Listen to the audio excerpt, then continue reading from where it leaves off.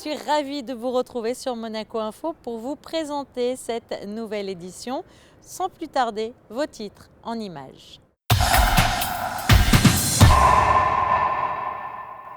Retour sur la visite au Vatican de son Altesse Sérénissime le Prince Albert II et de son épouse, la Princesse Charlène. Retour en principauté où le souverain a assisté à la traditionnelle cérémonie des vœux de la sûreté publique. Coup de projecteur sur le 25e rendez-vous des adhérents du Monaco Economic Board. Focus sur l'exposition consacrée au cirque qui se tient actuellement à l'hôtel Columbus. Nous vous parlerons aussi dans ce journal de la générale de l'opéra Wally et puis du football avec la conférence de presse d'avant-match Évian-Monaco. Et nous refermerons ce journal avec la Monaco Optimist Team Race. Quittons pour débuter ce journal la principauté afin de rejoindre le Saint-Siège où le couple princier a été reçu par le pape François au Vatican. Retour sur ce déplacement avec Sandrine Nègre et Lionel Bernardi. La place Saint-Pierre, 24 heures après la grande messe donnée par le pape François. Nous sommes le lundi 18 janvier. Il y a 3 ans, quasiment jour pour jour, le couple princier rencontrait le pape Benoît XVI. Leurs Altesses Sérénissimes, le prince Albert II et la princesse Charlène, s'entretiennent cette année avec le pape François. Le chef d'État monégasque et son épouse ont donc de nouveau été reçus ici. Un instant toujours très solennel, empreint d'émotion. Il faut dire que les liens qui unissent le Saint-Siège et la Principauté ne datent pas d'hier. Le nouvel ambassadeur monégasque ici a d'ailleurs été nommé par ordonnance souveraine l'été dernier. Les premiers établissements chrétiens sont recensés, on peut dire, 13e, 14e siècle. Après l'arrivée des Grimaldi, d'ailleurs, c'est ce moment-là qu'on sait qu'il y a des établissements chrétiens. Petit à petit, les relations ont évolué, toujours dans un sens ascendant, parce qu'à travers des accords internationaux qui ont été passés, maintenant Monaco est devenu un archevêché, comme vous le savez. Et ce qui est important aussi, c'est que la religion catholique est la religion de l'État. C'est dans notre constitution. Donc ce sont des liens qui sont anciens, mais à cause de cette référence dans la constitution, des liens qui sont extrêmement proches en fait. Au cours de cette rencontre, plusieurs thèmes ont été abordés avec le souverain pontife, la protection de l'environnement, évoquée dans l'encyclique Laudato Si, et les perspectives de la COP21. Certains présents remis au Saint-Père s'inscrivaient d'ailleurs dans cette thématique environnementale, puisqu'il s'agissait de produits issus de l'agriculture biologique de la propriété de Rocagel. Autre thème, les migrations dues aux conséquences des changements climatiques, notamment la situation en Méditerranée, l'éducation, le Conseil des conférences épiscopales d'Europe qui se réunira à Monaco en octobre, ou encore la conférence Sport et foi qui se tiendra en octobre également au Vatican, 1 an après que son Altesse Sérénissime, la princesse Charlène, ait participé ici à la 30e conférence internationale sur la santé avec sa fondation. C'est une visite officielle, c'est une visite d'État.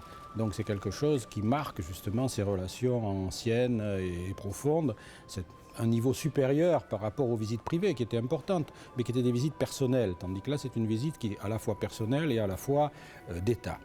Donc je pense que c'est pour nous une étape, en tous les cas extrêmement importante dans le développement de ces relations et qui marquera un peu l'histoire de Monaco d'une certaine manière à travers une rencontre qui aujourd'hui est significative. Le couple princier a ensuite été reçu par le cardinal Pietro Parolin, secrétaire d'État, afin d'approfondir les différents thèmes développés avec le pape. Des entretiens réalisés au cours du Jubilé de la Miséricorde, année sainte commencée le 8 décembre dernier et qui se terminera, bel hasard du calendrier, au lendemain de la fête nationale monégasque, le 20 novembre. De retour en principauté, c'est au Palais Princier que le prince souverain a reçu l'épouse du ministre d'État Michel Roger, Émilie Rousseau. Ce mardi 19 janvier, dans le bureau d'apparat du Palais Princier, son Altesse Sérénissime le Prince Albert II a remis à Madame Roger les insignes de grand officier de l'ordre de Saint-Charles pour son époux, le ministre d'État Michel Roger. Le prince souverain a tenu à rendre hommage, je cite, aux éminentes qualités de travail et de rigueur de Michel Roger. Cette cérémonie s'est déroulée en présence du secrétaire d'État Jacques Boisson, du docteur Michel-Yves Mouroux, président du Conseil de la Couronne, de Laurent Anselmy, secrétaire général des ordres princiers, et de Robert Cole, secrétaire général du ministère d'État. Retour à présent sur la cérémonie des vœux de la sûreté publique qui s'est tenue ce mardi en présence notamment du prince souverain. Le reportage d'Émilie Rousseau. C'est un service de l'État dont le prince souverain attache une importance toute particulière. La direction de la sûreté publique vient d'adresser ses vœux. C'était lors d'une cérémonie dans ses locaux en présence de nombreuses personnalités de la principauté et de la région. L'occasion pour Régis Assau, le directeur de la sûreté publique, de revenir sur l'année écoulée. En effet, tout comme 2014, l'année 2015 a mobilisé de nombreux agents sur des événements majeurs qui ont rythmé la vie de la principauté.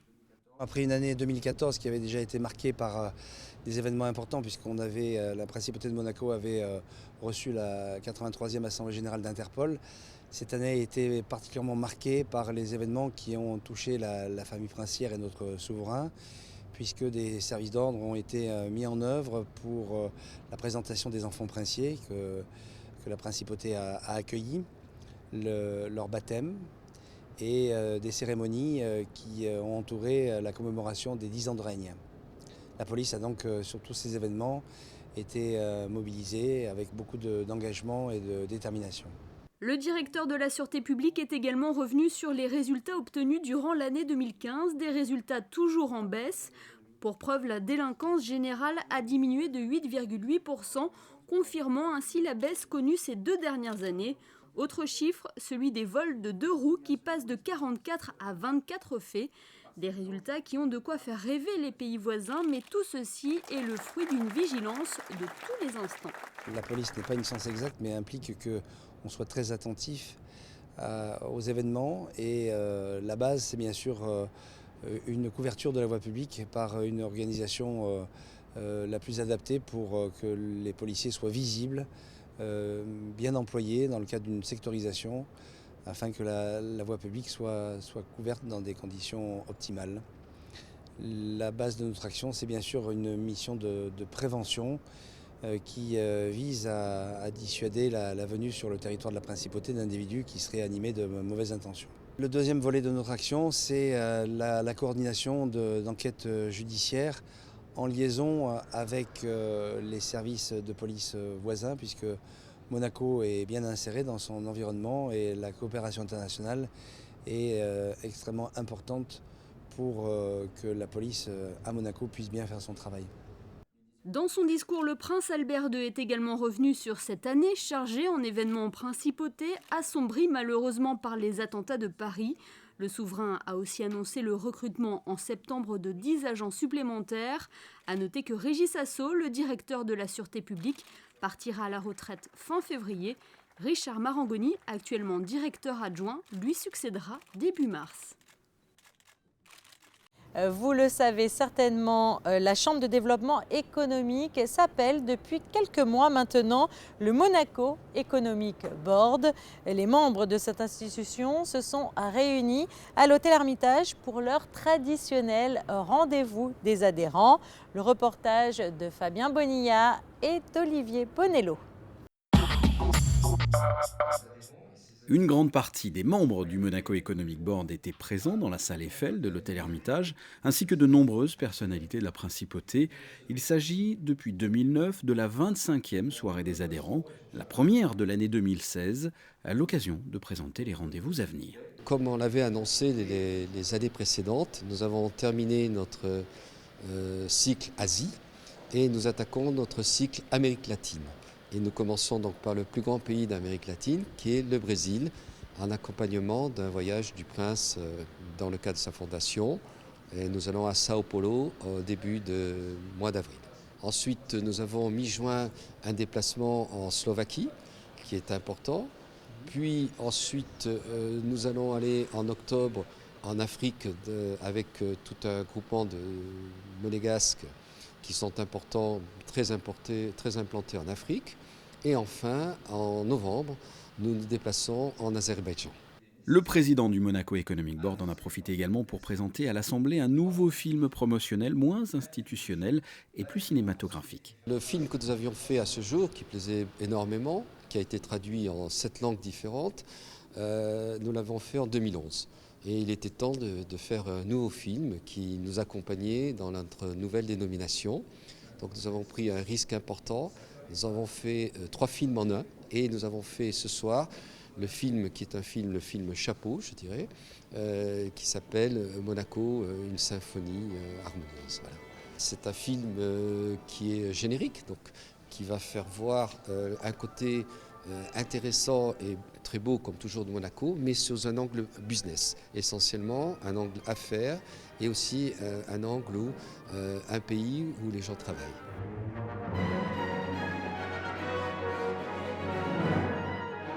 Monaco, une symphonie idéale. Après ce premier film, plutôt général, 2 autres sont en préparation pour les 2 départements du Monaco Economic Board. Mélodie en chiffres. Pour la Monaco Chamber of Commerce, ce film présentera les faits et les statistiques de l'économie monégasque afin d'inciter les entrepreneurs étrangers à développer leurs activités avec leurs homologues monégasques.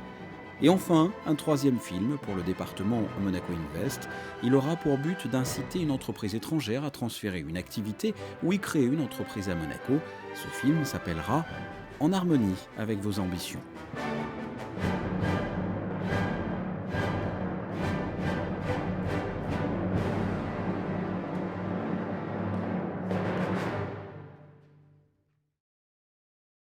À l'occasion du Festival international du cirque de Monte-Carlo, plusieurs événements sont organisés chaque année en principauté. Et en marge de cette 40e édition, une exposition sur le cirque est présentée à l'hôtel Columbus, un reportage de Vanille Bourillon. Maquettes, peintures de tous les genres, les œuvres exposées sont variées et colorées à l'image du cirque, un effet que recherchait Patrick Hourdequin. Par exemple, il y a M. Kirin Mayer qui fait plutôt du futurisme dans le cirque. Par exemple, au Marriott, j'ai un artiste de Monaco qui s'appelle Claude Gauthier qui fait du naïf. Vous voyez, des styles tout à fait différents pour que ça ne lasse pas le public qui vient visiter ces expositions.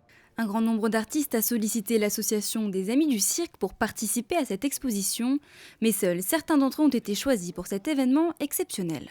Pour l'instant, en tant qu'artiste, je ne m'en suis pas remis encore. Je ne m'en suis pas remis parce que bon, c'est vraiment quelque chose de merveilleux de venir à Monaco, hein, surtout d'être accueilli comme on est accueilli. Donc pour moi, c'est quelque chose de merveilleux. Voilà, je ne peux pas dire autre chose comme mot. Une exposition presque nécessaire à ce festival. J'estime que les arts parallèles, que ce soit la peinture, les arts plastiques, mais aussi la musique, font part entière maintenant du cirque. Vous voyez, Toulouse-Lautrec, Chagall ont fait beaucoup d'œuvres sur le cirque. Les œuvres resteront exposées jusqu'à la fin du Festival du cirque le 24 janvier. Dans le reste de l'actualité, en bref. Je vous le disais, de nombreux événements sont organisés chaque année en marge du festival, comme le 11e concours des vitrines du cirque, qui vient de révéler son palmarès. 15 commerçants de Monaco étaient en lice et seules les 3 plus belles vitrines ont été récompensées. Et cette année, le premier prix a été attribué à l'Hôtel Métropole, le second aux Capucines et la Galerie du Carré d'Or décroche la 3e distinction. La soirée de gala de la 40e édition du Festival international du cirque de Monte-Carlo se déroulera ce mardi soir sous le chapiteau de Fontvieille. Une édition tout en émotion cette année puisqu'elle soufflait sa 40e bougie. Et tradition oblige, le match de football qui oppose tous les ans l'équipe du cirque à l'équipe du Prince Souverain, les Barbadjans, s'est tenu ce lundi soir au stade de Cap-d'Aille. De l'opéra à présent avec la générale Wally qui s'est tenue à la salle Garnier ce lundi soir. Il s'agissait du 5e et dernier opéra d'Alfredo Catalani. Dominique Poulain, Marion Sapé-Triomphe et Louis Borgia ont assisté à cette générale. Leur reportage.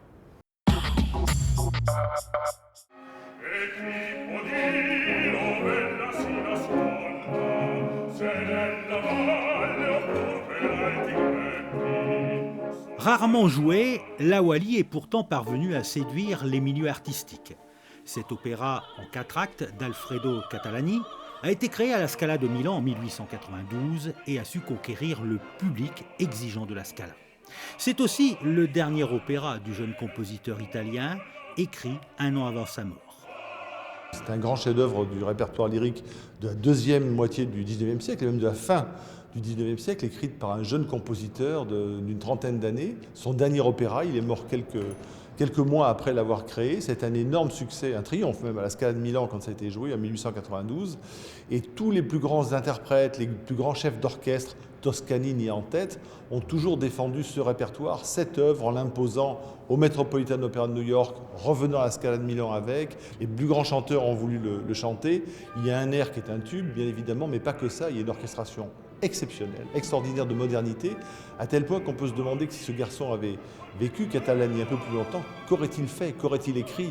Je pense que la compétition avec Puccini aurait été très très rude.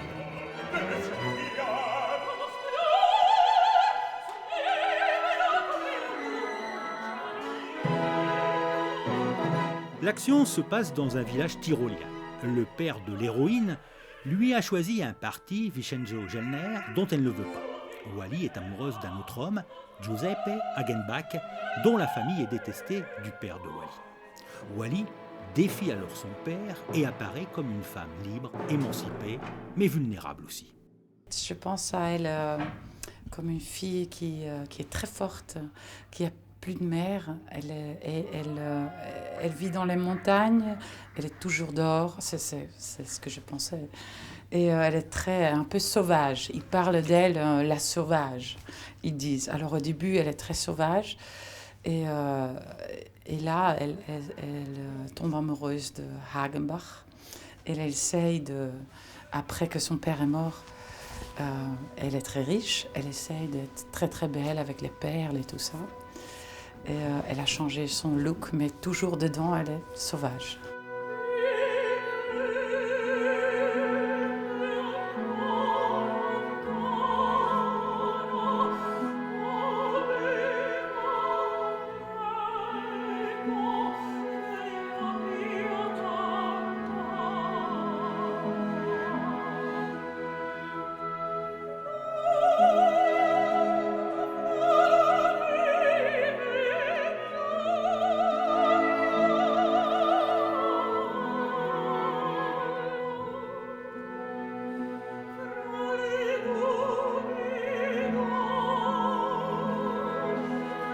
Le principal air de cet opéra est l'Eben né Andro Lontana, une chanson groenlandaise entendue aussi dans le film Diva de Jean-Jacques Benex, dans celui de Tom Ford, A Single Man, ainsi que dans le biopic d'Yves Saint Laurent.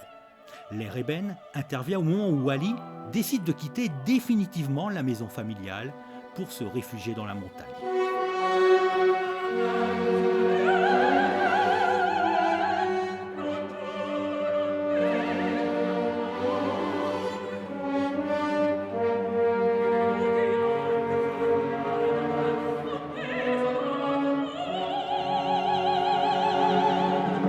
Au début, quand j'ai commencé à étudier ça, je me suis demandé, mais c'est bizarre, parce que Mahler, il a dit que c'est la plus grande opéra, la plus belle opéra italienne. Et moi, je me suis dit, il faut que je découvre ça, parce que c'était vraiment difficile. Mais au fond, je suis arrivé à comprendre pourquoi il a dit ça. Et il y a vraiment des choses à l'intérieur, des orchestrations qui sont vraiment à côté à Mahler, à côté à Wagner, à côté à Debussy, à côté à Ravel. Voilà, c'est-à-dire qu'il est quelque chose de nouveau. Mais le problème, c'est qu'il est mort très jeune et il n'a pas eu la possibilité de développer tout ça.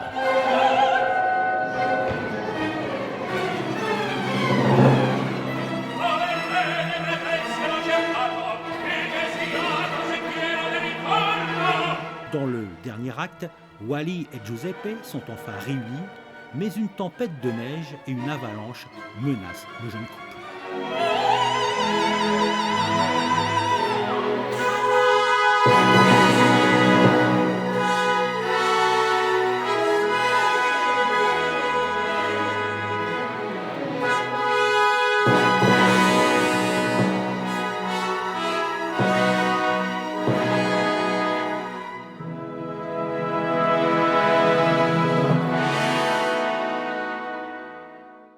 Après sa victoire dimanche en championnat face à Lorient, l'AS Monaco aborde une autre compétition. En effet, les Rouges et Blancs se déplacent à Évian mercredi pour les 16e des finales de la Coupe de France. Émilie Rousseau vous présente les enjeux de cette rencontre. Objectif, la qualif. Éliminée en Coupe de la Ligue, l'AS Monaco compte bien aller le plus loin possible en Coupe de France. Vainqueur de Saint-Jean-Beaulieu début janvier, elle affronte pour ses 16e de finale Évian-Thonon-Gaillard, actuellement 14e de Ligue 2. C'est fort de leur premier succès en championnat à l'extérieur de l'année que Monaco voyagera au Parc des Sports d'Annecy. C'est un match important pour nous, parce que notre objectif c'est qualifier. Bien sûr que l'équipe, après le match d'Orient, après ce petit problème, après le match du prochain week-end à la maison, nous pouvons jouer toujours avec les mêmes, nous avons besoin de tourner un peu. Le message pour les joueurs qui vont jouer, toujours c'est la même. C'est un message de jouer pour gagner les matchs et aussi pour démontrer qualité, pour gagner en place pour le prochain match. Et une nouvelle fois, Leonardo Jardim pourra faire tourner son effectif. Il débutera cette rencontre avec notamment Paul Nardi dans les buts et peut-être Fares Balouli, de retour d'une longue indisponibilité. Le milieu de terrain a hâte de pouvoir enfin montrer ce dont il est capable sur le terrain.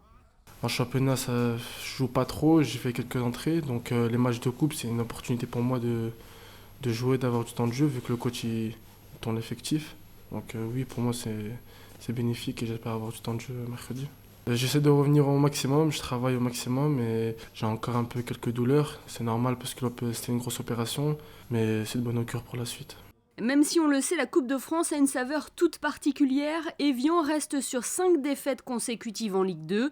Si quelques flocons sont tombés sur la région en fin de semaine dernière, le terrain du Parc des Sports a été couvert en prévision. Évian-Monaco en Coupe de France, c'est ce mercredi à 18h30.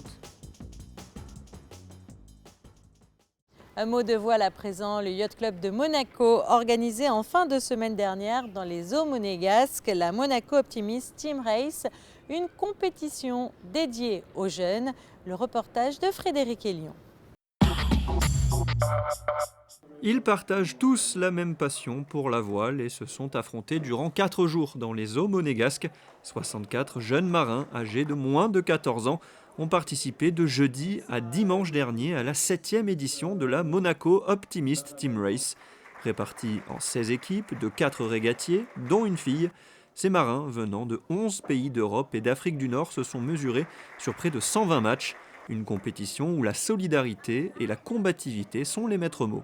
Il y a plusieurs principes. D'abord, le premier, c'est de rassembler les clubs jumelés et d'entretenir les liens et le futur des clubs, puisque derrière nous, là, il y a toute la relève des clubs dans les différents 4 coins du monde. Ça, c'est toujours un grand plaisir.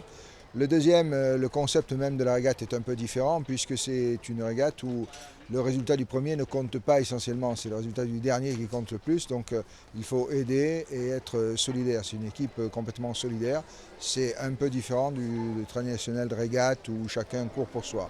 Parmi les équipes en lice, celle du Yacht Club de Monaco, bien sûr, qui s'est préparée spécifiquement pour cette épreuve à domicile. On est allé à Barcelone entre Noël et Jour de l'An pour faire ce qu'on appelle une clinique. Avec un umpire et un entraîneur, donc un arbitre et un entraîneur. Donc on espère être pas mal préparé techniquement et en tout ce qui concerne aussi les règles de course. Et après sur l'enjeu un petit peu de la régate, c'est avec tout ce qu'on sait faire, c'est d'arriver à gérer l'esprit d'équipe, l'entraide et devant l'adversité à garder cet esprit de combattant et de gagnant. Cette Monaco Optimist Team Race est une vraie course par équipe. 1 point est attribué au premier, 2 au second, 3 au troisième, etc. Et l'équipe qui termine avec le moins de points remporte le match. C'est surtout l'esprit d'équipe qui est important et la technique, la tactique et il faut le savoir-faire et l'esprit d'équipe. Triple champion en titre, le Yacht Club de Gstaad est devancé cette année par la Société nautique de Genève. L'équipe de la Ligue PACA complète le podium. Après ces nombreuses informations liées à l'actualité monégasque, il est à présent temps de passer en revue la carte météorologique. Mercredi, le temps sera mitigé et se partagera entre les moments ensoleillés et les passages nuageux. Le climat sera encore très frais avec une remontée modeste des températures, 7 degrés pour les minimales et 11 degrés pour les maximales. Jeudi, la journée sera quant à elle belle et lumineuse. Vendredi, retour des nuages, mais le soleil sera toujours de la partie, des températures plus acceptables. Le thermomètre affichera 13 degrés au meilleur moment de la journée. Samedi, le climat continuera de se radoucir et le ciel sera au beau fixe. Ce journal est à présent terminé. Merci pour votre fidélité. Et puis quant à nous, on se retrouve très vite sur Monaco Info. Au revoir.